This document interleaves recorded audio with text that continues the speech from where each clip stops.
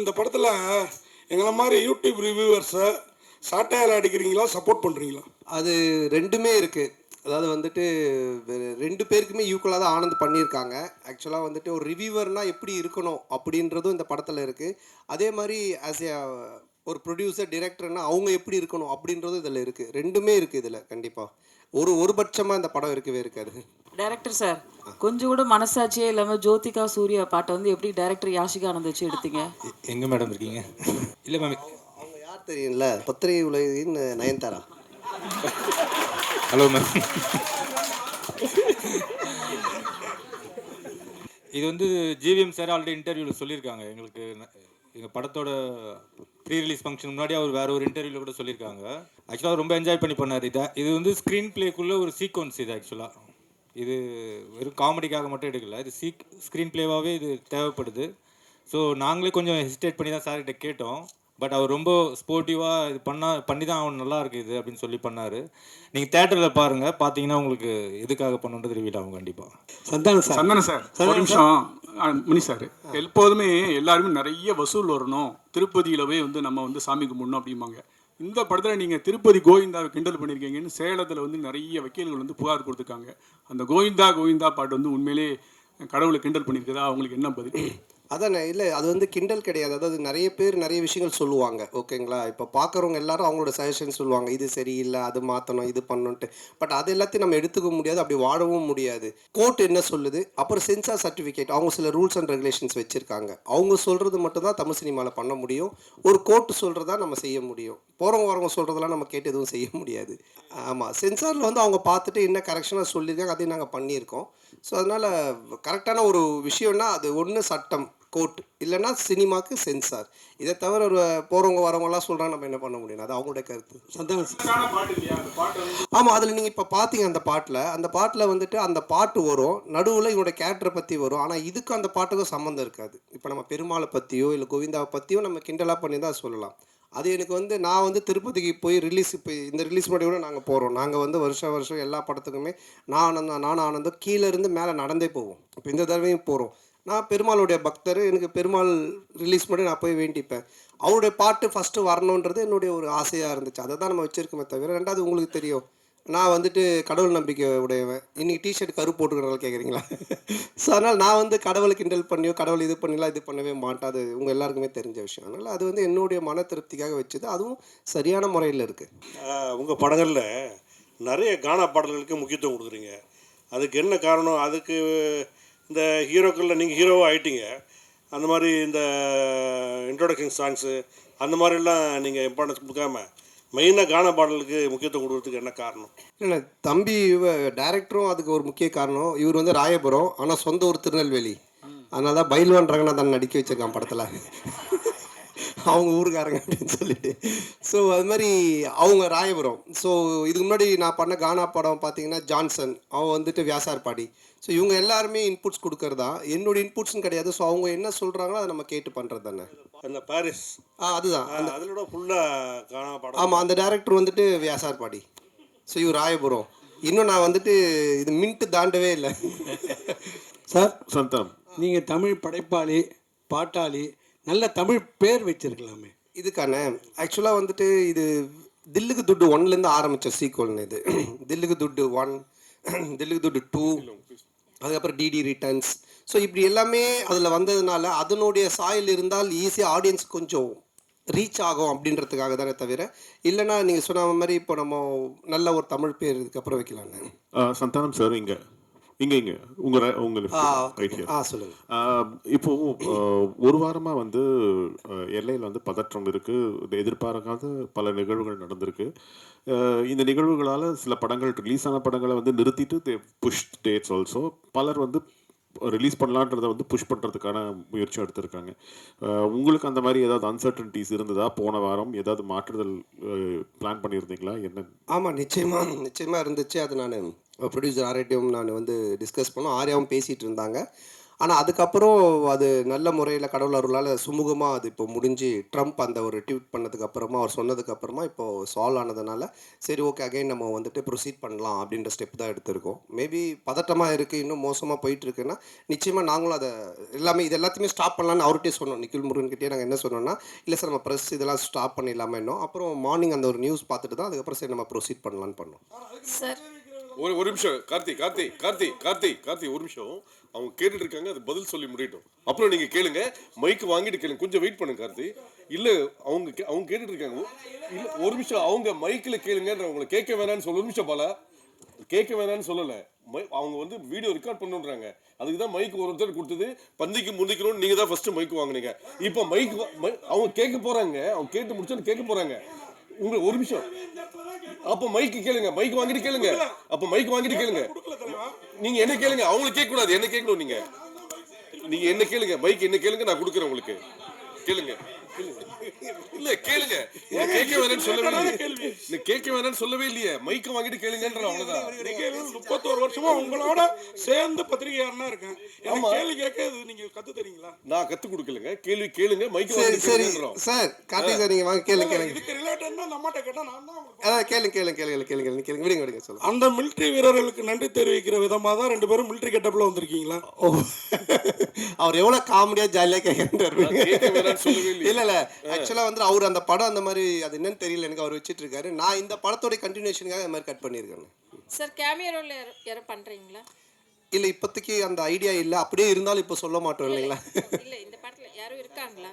இந்த படத்தில் அதான் அது இப்போ சொல்ல முடியாது அப்படியே இருந்தாலும். ஏன்னா படத்தில் ஒரு சர்ப்ரைஸ் எலிமெண்ட்டாக தானே அது இருக்கும். ஆனால் அப்படின்னு எதுவும் இல்லை. அப்படி இருந்தாலும் சொல்ல மாட்டோம். டைரக்டர் அண்ட் சந்தானம் சார் இந்த படத்தில் வந்து பார்த்தீங்கன்னா போகிற போக்கில் நெல்சன் சாரையும் கலாச்சிட்டாரு. அப்படியே காக்கா அந்த இது சீனியும் எடுத்திருக்கீங்க. ஸோ இது ரெண்டுமே ஒத்துக்கிட்டாங்களா? அதே போல் இந்த படம் முடிஞ்ச உடனே சந்தானம் சார் இந்த படத்துக்கு ரிவ்யூ பண்ணுவாரா? கண்டிப்பாக அவரே படத்தில் ரிவ்யூவர் தானே. இது யாரையும் கலாச்சி பண்ணல. இது ஒரு ஃபேண்டசி வேர்ல்டுக்குள்ளே அவர் கிங்ஸ்லியாகவே இருக்கார். ஸோ அதை சொல்கிறதுக்கு ஒரே ஒரு பாயிண்ட்டு அவர் டேரக்டர் நெல்சன் தான். ஸோ அதனால தான் அதை மாதிரி ஒரு டைலாக் பண்ணோம். இல்லை அதுலேயே சொல்லியிருப்பாரு, டேய் நீ நெல்சன் படத்தை ப்ராடக்டரா, நெல்சன் ஒரே மாதிரி கொண்டு போவாரா, நீ ஏன்டா மாத்துற அப்படின்ற மாதிரி ஒரு இதை போட்டிருப்பாரு. அதனால தான் கேட்டோம். நெல்சன் எதுவும் இது அப்ஜெக்ஷன் தெரிவிக்கலையா? இல்லை இப்போ என்னென்னா ஒரு டேரக்டருக்குன்னு ஒரு ஸ்டைல் இருக்குது ஓகேங்களா. இப்போ வந்துட்டு இவர் படம்னா இந்த மாதிரி இருக்கும் அப்படின்ட்டு. ஸோ ஆனந்த் படம் அப்படின்னாலே நிறைய கொஞ்சம் கிண்டல் அந்த ஒரு சட்டையர் அண்ட் ஸ்பூஃப் இருக்கும். சில படத்தோடைய ரெஃபரன்ஸை வச்சு அவர் கிண்டல் அடிப்பார். அப்புறம் சில பேருடைய கேரக்டர்ஸ் வச்சு பண்ணுவார். ஆனால் அது எல்லாமே ஒரு ஃப்ரெண்ட்ஷிப்பில் எல்லோரும் தெரிஞ்சவங்க, அவங்கக்கிட்ட எந்த ஒரு பாதிப்பும் வராதுன்னு தெரிகிறது மட்டும்தான் பண்ணுவோம். இல்லைன்னா அது பண்ணுறது கிடையாது சார். இப்போது நாங்கள் ஜாலியாக பேசிப்போம். ஆனால் இவர்கிட்ட பேசினா அது செட் ஆகாதுன்னா அதை நாங்கள் அவங்கள தொட மாட்டோம் சார். இப்போ நீங்கள் பார்க்கிங் காசு கோவிந்தா, டிக்கெட் காசு கோவிந்தான்னு சொல்லிட்டு ஒரு விஷயம் சொல்கிறீங்க. லேட்டஸ்ட்டாக ஒரு 2 மாதத்துக்கு முன்னாடி பார்த்தீங்கன்னா தேட்டரை விட்டு வெளியே வரும்போது பார்க்கிங் காசு வேஸ்ட்டு, பாப்கார்ன் காசு வேஸ்ட்டுன்னு சொல்லியிருக்கீங்க. எந்த படத்தை மென்ஷன் பண்ணி சொல்லியிருக்கீங்களா? இல்லை எந்த படத்தையும் மென்ஷன் பண்ணல. ஆடியன்ஸு மக்கள் டெய்லி என்ன பேசுகிறாங்க, டே டு டே அவங்க என்ன கரண்ட் சுச்சுவேஷனில் இருக்காங்கன்றதை பார்த்துட்டு அதை எடுத்து நம்ம படத்தில் வைக்கிறோம். எப்பவுமே படம் அதுதானே, என்ன நடக்குதோ அதை நம்ம எடுத்து அது சினிமாவாக காட்டும்போது நல்ல ரீச் கிடைக்கும். ஆர்யா ப்ரொடியூசர் நல்ல சம்பளம் கரெக்டாக கொடுத்துட்டாரா? ஆர்யா கிட்ட கேட்குறீங்களா? சந்தானம் சார் சம்பளம் கேட்டது கொடுத்துட்டாரா? நான் கேட்டதை விட அதிகமாகவே கொடுத்துட்டாரு. அதாவது வந்துட்டு என்ன சொல்கிறது, நான் சொன்னேன் இல்லைங்களா, நாட் ஓன்லி இந்த படத்தோடைய சம்பளன்றது இல்லாமல் என்ன உனக்கு தேவை, எங்கேயும் போய் டக்குன்னு ஒரு அட்வான்ஸ் எடுத்துகிட்டு வராங்கன்னு சொல்லிட்டு கை நீட்டாத, எங்கேயும் வாங்காத, நீ வந்து 1 இயர் ஃப்ரீயாக வேலை செய்யினாங்க. அதான் நான் சொன்னேன், வீட்டோட இடிச்சாங்க, புது வீடே இப்போ கட்டியிருக்கேன். எல்லாம் காரணம் ஆர்யா பவன் தான் சார். உங்களுக்கு சூர்யா ஜோதிகா பாட்டு எடுக்கும்போது கௌதம் மேனன் வந்து என்ன சொன்னாருன்னா, அவர் படத்தையே ரீக்ரியேட் பண்ணியிருக்காரு. அதுவும் நீங்கள் தான் சொல்லணும். கிண்டல் பண்ணி நீங்கள் ரொம்ப எடுத்துருக்க மாதிரி எடுத்துருக்கு. அது யாஷிகா ஆனந்த் கூட ஸ்லோ மெஷனில் கூட விட்டு அவர் ஒத்துக்கிட்டாரா இப்படி? இல்லைண்ணா, இப்போது அதான் நான் சொல்கிறேன். இப்போ நீங்கள் பார்க்குறது ஒரு ட்ரெய்லர் இந்த டீசர்லாம் என்னென்னா உங்களுக்கு படத்தை பார்க்கக்கூடிய ஒரு ஆர்வத்தை தூண்டுறதுக்காக நாங்கள் துண்டாக கட் பண்ணி வைப்போம். அவருடைய முன் கதை என்ன பின் கதை எதுவுமே தெரியாது. அப்போ அதை பார்க்கும்போது உங்களுக்கு ஒரு என்ன சொல்கிறது, இது என்னவா இருக்கும், இது என்ன அப்படின்னு ஒரு கொஸ்டின் கேட்கலாம். அந்த ஒரு வைரலுக்காக தான் அதை பண்ணுறோம். பட் படமாக நீங்கள் பார்த்துட்டானுங்க அது ரொம்ப கிளியர் பிக்சரில் கரெக்டாக வரும். 1000 தான் சொல்லுங்கள். அந்த பாட்டை பார்க்கும்போது சூர்யா ஜோதியாவுக்கும் வராதா, சூர்யா ரசிகர்களுக்கும் வராதா? நீங்கள் எவ்வளோ கிண்டல் பண்ணியிருக்கீங்க? இல்லை இது கிண்டலாகவே வராதுண்ணா. இப்போ என்னென்னா அவரு அந்த படத்தோடைய இயக்குனர், அவரு அதை பண்ணுறாரு. அது ஏன் பண்ணுறாரு, அதுக்கு ஒரு காரணம் இருக்குது. அந்த காரணத்தை சொல்லும்போது கண்டிப்பாக தப்பாக இருக்காது. நிறைய படத்தில் நிறைய ரெஃபரன்ஸ் வைக்கிறாங்க.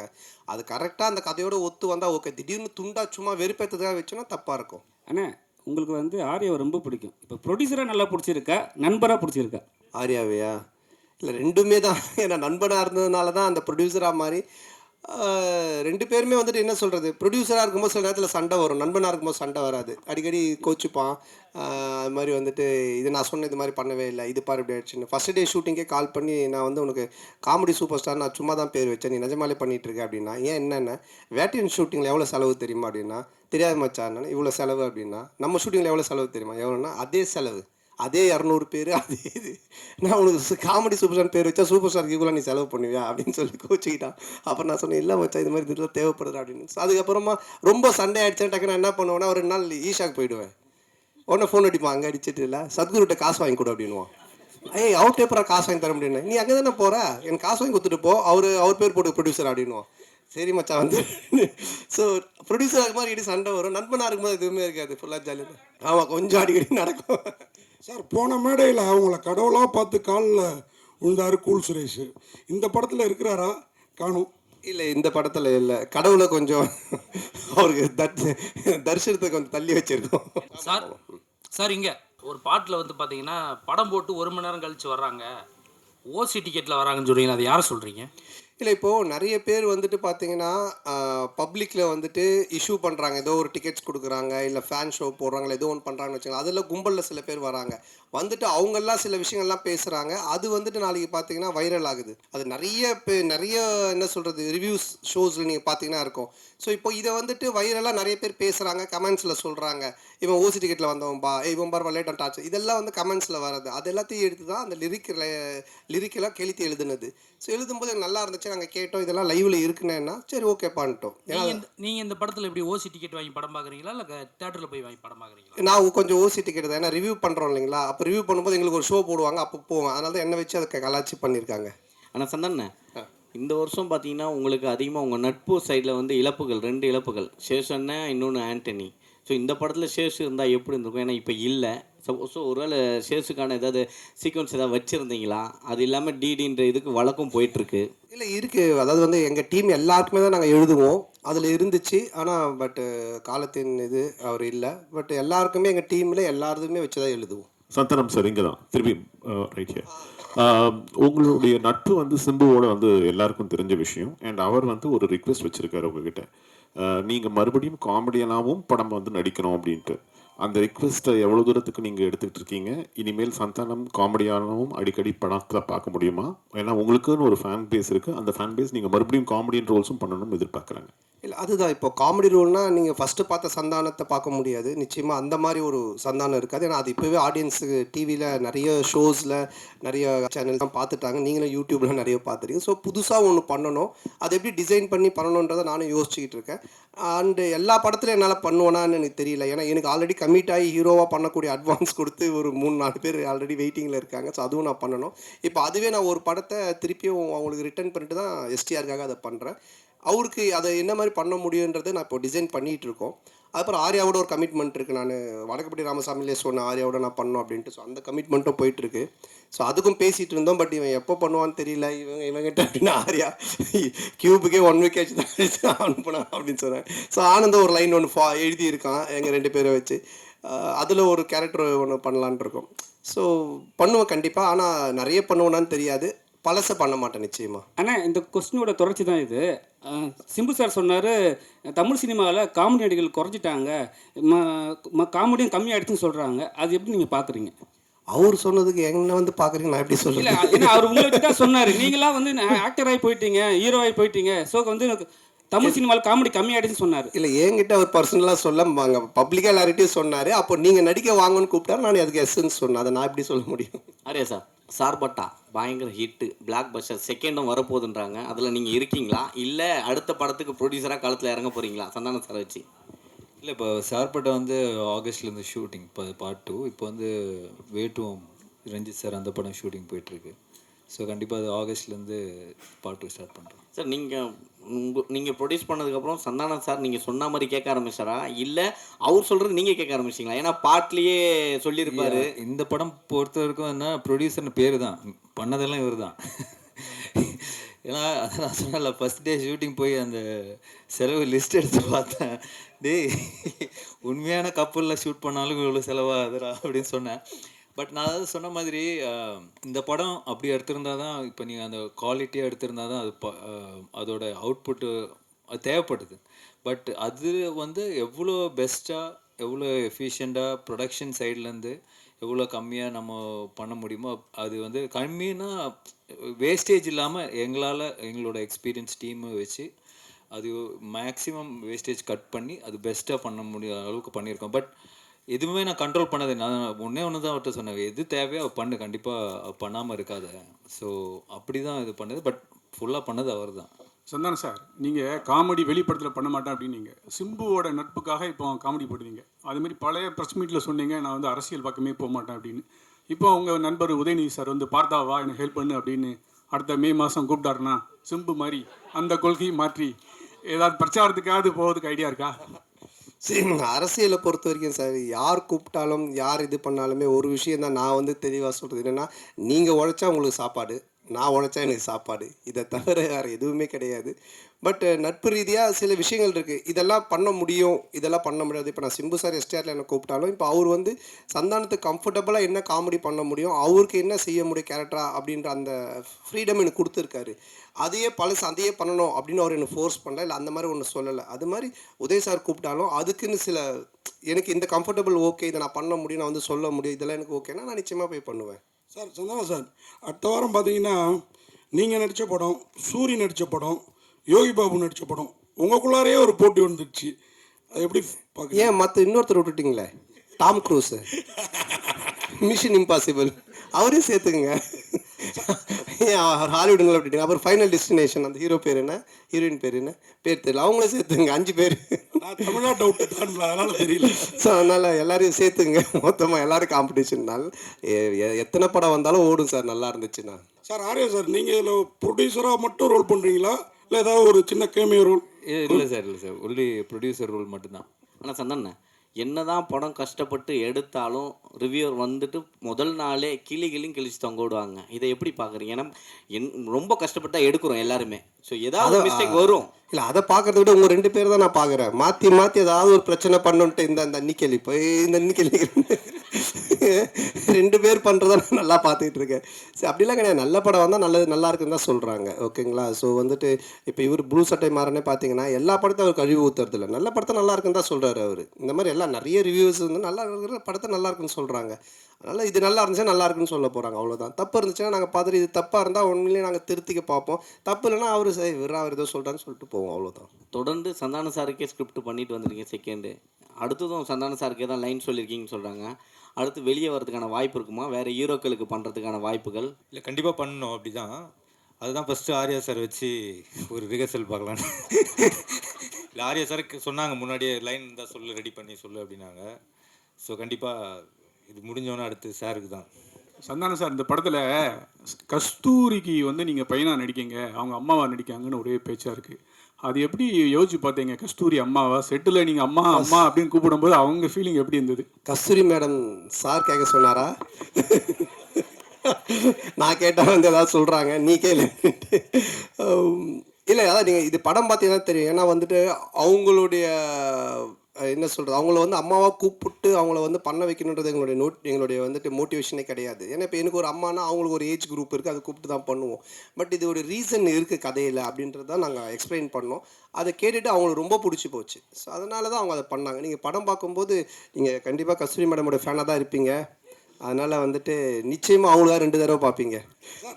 டேரக்டர் சார், அது மாதிரி அன்றைக்கி சந்தானம் சார் அந்த ஆடியோ ரிலீஸில் பேசுகிறப்ப அவருக்கு புக் காமெடி இருக்குது, முட்டராஜனுக்கு எலி காமெடி இருக்குது. சந்தானம் சாருக்கு என்னெல்லாம் காமெடி இருக்குது படத்தில்? சந்தானம் சார் தான் இந்த காமெடியோட ஃப்ளோவே டேக் ஓவர் பண்ணுறவர். டோட்டலாக உங்களுக்கு ஓப்பனிங் படம் ஆரம்பித்ததுலேருந்து இந்த படத்தில் தான் சொன்னேன், ஓஜி சாண்டா ரிட்டர்ன்ஸ்ன்ற மாதிரி.